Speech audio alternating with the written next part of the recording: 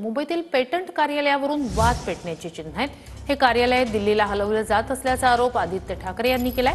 त्याला उत्तर म्हणून कार्यालय नव्हे, फक्त शासकीय आणि वित्त विभाग दिल्लीला जात असल्याचं उत्तर केंद्रीय मंत्री पियुष गोयल यांनी दिले आणि हे विभाग का हलवलं याचीही कारणं त्यांनी दिली आहेत। वडाळ्यात पेटंट डिझाइन आणि ट्रेडमार्कचं मुख्य कार्यालय आहे आणि याच कार्यालयावरून आदित्य ठाकरे आणि पियुष गोयल यांच्यात ट्विटर वॉर रंगले।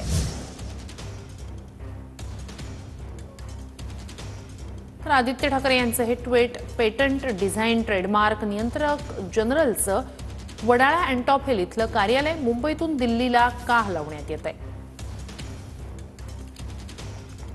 मुंबईने खासदार म्हणून निवडून दिलेल्या मंत्र्यांनी किती चुकीचं कृत्य केलंय।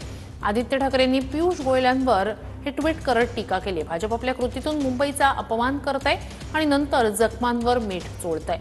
वडाळा इथल्या CGPDTMचं मुख्यालय हलवण्याची गरज आहे का असा सवाल आदित्य ठाकरे यांनी केलाय।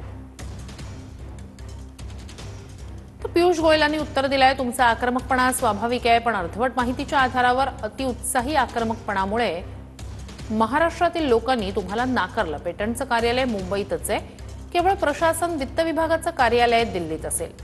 प्रशासन वित्त विभाग दिल्लीत का असेल याची वेगवेगळी कारणं आहेत। 2014 पासून पेटंट परिसंस्था भरभराटीला आली।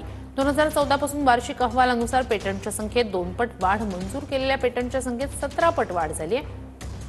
ट्रेडमार्क नोंदणीमध्ये 6 पट वाढ झाली आणि नोंदणीकृत डिझाईनमध्ये 4 पटीपेक्षा जास्त वाढ आहे।